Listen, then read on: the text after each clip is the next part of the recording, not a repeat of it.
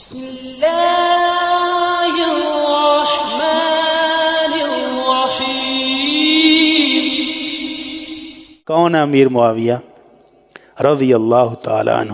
امام احمد رحمہ اللہ فرماتے ہیں خال المؤمنین، امیر معاویہ مومنوں کے ماموں ہیں۔ ماموں کس رشتے سے ہیں؟ وَأَزْوَاجُهُ أُمَّهَاتُهُمْ، نبی کی جو بیویاں ہیں وہ مومنوں کی مائیں ہیں۔ اور ماں کا بھائی کیا ہوتا ہے؟ ماموں ہوتا ہے۔ تو ماموں کی عزت کرنا سیکھیں۔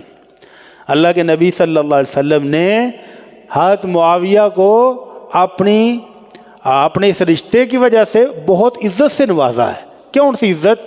حضرت ابو سفیان رضی اللہ تعالیٰ عنہ مسلمان ہونے کے بعد آئے، اللہ کے نبی آپ کے جانسار پرانے میری وہ عزت نہیں کرتے جو مجھے کرنی چاہیے۔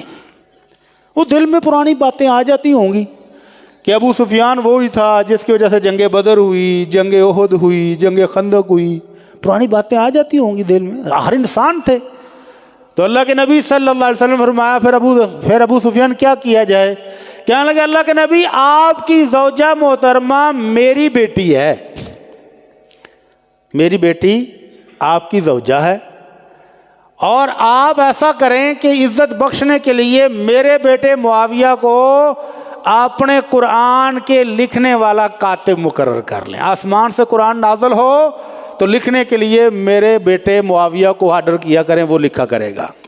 آپ نے کہا بالکل ٹھیک ہے، آ جاؤ، اس کو بھی لے آؤ، اور اس کو لکھنے پر مقرر کر دیا۔ اور یہ ڈیوٹی پھر حضرت معاویہ نے آخر تک نبھائی۔ ایک دن تشریف لائے تو قلم ادھر رکھا ہوا تھا کان کے اوپر، تو اللہ کے نبی صلی اللہ علیہ وسلم پوچھا معاویہ یہ کیا ہے؟ کہنے لگے اللہ کے نبی یہ ایک قلم بنا کے لایا ہوں للہ ولرسولہ، اللہ اور اس کے رسول کی خدمت کے لیے۔ تو اللہ کے نبی صلی اللہ علیہ وسلم جیسے ہی قرآن نازل ہوتا تھا حضرت معاویہ سے لکھوایا کرتے تھے کہ یہ لکھو۔ اور پھر حضرت معاویہ نے اللہ کے نبی صلی اللہ علیہ وسلم کے ساتھ جنگ حنین میں بھی شرکت کی، طائف میں بھی شرکت کی، غزوہ تبوک میں بھی شرکت کی، اور حجۃ الوداع میں بھی آپ کے ساتھ حج بھی ادا کیا۔ اور کون سی فضیلت رہ جاتی ہے، اور کون سی شان ہے جو باقی رہ جاتی ہے؟ تو اللہ کے نبی صلی اللہ علیہ وسلم کے یہ صحابی اللہ رب العزت نے ان کو بہت شان سے نوازا، بہت مقام سے نوازا۔ اور لوگ کہا کرتے تھے جی فلاں رستم بہت پہلوان ہے، رستم اور سراب بڑا لیڈر ہے، اور فلاں رومی لیڈر بڑا سیانا ہے۔ تو حضرت ابو درداء رضی اللہ تعالیٰ عنہ کہا کرتے تھے وہ تم رومیوں کی ذہانت کی باتیں کرتے ہو، تم ایرانیوں کی فراست کی باتیں کرتے ہو، جبکہ تمہارے پاس معاویہ رضی اللہ تعالیٰ عنہ جیسا حکمران موجود ہے رضی اللہ تعالیٰ عنہ۔ اور امام ابن کثیر رحمہ اللہ فرماتے ہیں کہ اگر کسی نے معاویہ رضی اللہ تعالیٰ عنہ کی شان دیکھنی ہو، مقام دیکھنا ہو، تو دیکھو کہ ان کو پورے شام کا گورنر مقرر کس ہستی نے کیا ہے؟ کس نے کیا تھا؟ عمر رضی اللہ عنہ۔ حضرت عمر رضی اللہ تعالیٰ عنہ کے دور میں حضرت معاویہ اکیلے حکمران رہے ہیں شام کے 10 سال، اور پھر حضرت عثمان نے بھی ان کو برقرار رکھا ہے۔ اگر ان میں کوئی نقص ہوتا، کوئی کمی ہوتی، ان کی حکمرانی میں، ان کے سٹائل میں کوئی بھی نقص ہوتا، یا جو الزام لگانے والے الزام لگاتے ہیں الزام لگا دے، تو حضرت عمر تو فوراً تحقیق کرا لیتے تھے۔ حضرت عمر تو 1 منٹ سے پہلے آ جا بھائی تیرے خلاف یہ الزام ہے۔ تو 10 سال تک امیر المومنین عمر فاروق کو معاویہ رضی اللہ عنہ میں کوئی عیب نظر نہیں آیا۔ اسی وجہ سے حضرت عثمان کا دور آیا تو انہوں نے بھی اپنی پورے دور حکومت میں ان کو وہیں پر رکھا، اور اس کے بعد اللہ تعالیٰ نے ان کو ویسے ہی بادشاہت دے دی، تو اگلے 20 سال پورے عالم اسلام کے حکمران رہے۔ دکھاؤ طریقہ اسلام میں 40 سال تک حکمرانی کی ہو، اور حکمرانی بھی ایسی کی ہو کہ کوئی عیب نکالنے والا نکال نہ سکے، اور خدمت ایسی کی ہو اسلام کی اور مسلمانوں کی کہ دنیا کے کونے کونے میں کہاں تک حکومت تھی؟ مدینہ، مکہ، مصر، کوفہ، بصرہ، ایران، روم، اور جنگلوں، افریقہ کے جنگلوں تک حکومت تھی رضی اللہ تعالی عنہ۔ تو اللہ کے نبی صلی اللہ علیہ وسلم نے پیشین گوئی کی ہوئی تھی، اول هذه الامر نبوۃ و رحمہ، کہ میرے اسلام کا، میرے دین اسلام کا پہلا معاملہ اللہ کی طرف سے آنے والی نبوت اور اللہ کی رحمت سے مکمل ہوگا۔ تو پہلا فیض حکومت کا، اللہ کے نبی صلی اللہ علیہ وسلم بطور حکمران بھی تھے اور نبی رحمت بھی تھے۔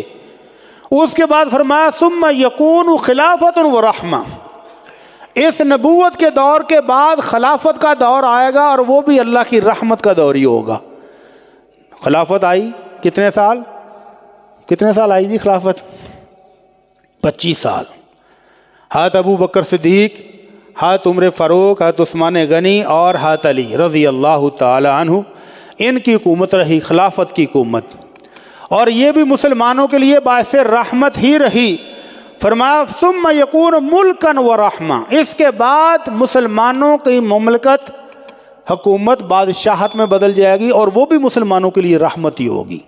اگلے 40 سال، 20 سال، 60 ہجری تک مسلمانوں کے معاملات پرسکون رہے، چاروں طرف فتوحات ہوتی رہیں، کافروں سے لڑائیاں ہوتی رہیں اور فتوحات ہوتی رہیں۔ اس کے بعد اللہ کے نبی صلی اللہ علیہ وسلم فرمایا ثم یکون امارۃ و رحمہ، اس کے بعد بھی امیر مقرر کیے جائیں گے اور وہ بھی رحمت کا دور ہوگا، اور یہ بھی ایک لمبا عرصہ چلا۔ اس کے بعد آپ نے فرمایا ثم تتقادمون علی تقادم الحمر، پھر ایک دور آئے گا جب تم آپس میں حکومت کے لیے ایسے لڑو گے جیسے گدھے ایک دوسرے کو چکیاں وڑ دینے، کھوتے۔ اس طرح کا دور آ جائے گا کہ حکومت کے لیے تم ایک دوسرے کے ساتھ لڑائیاں کرو گے۔ فعلیکم بالجہاد، اس وقت تم جہاد کر کے اپنے معاملات کو درست کر لینا۔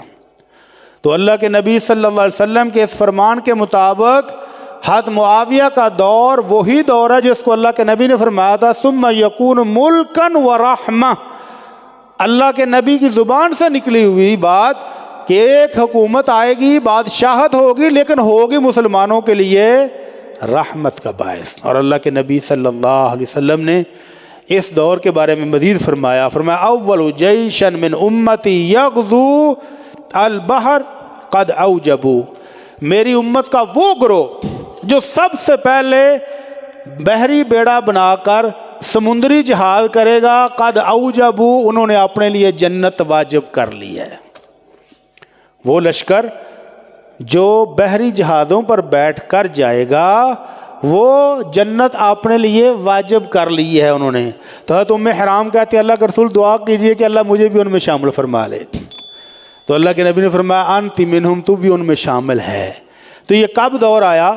جب حضرت معاویہ رضی اللہ تعالی عنہ نے پہلی دفعہ سمندری جہاز بنا کر بحری بیڑے تیار کروا کر رومیوں کے ساتھ جنگ لڑی، تو اللہ کے نبی صلی اللہ علیہ وسلم کا یہ فرمان ثابت ہو گیا، ان کی قیادت میں یہ جنگ لڑی گئی۔ تو اللہ کے نبی صلی اللہ علیہ وسلم کا یہ فرمان تھا کہ اول جیش من امتی یغزون مدینہ قیصر مغفور لہم، وہ پہلا لشکر جو سمندری سفر کر کے رومیوں کے شہر کو جا کر فتح کرے گا قسطنطنیہ کو، وہ بخشا جائے گا، اس کی بخشش ہو جائے گی۔ تو اللہ کے نبی صلی اللہ علیہ وسلم کی زبان مبارک سے جنت کی خوشخبری بھی ہے، بخشش کی خوشخبری بھی ہے۔ تو اللہ تعالیٰ سے دعا کہ اللہ ہم سب کو ان کی قدر کرنے کی توفیق عطا فرمائے۔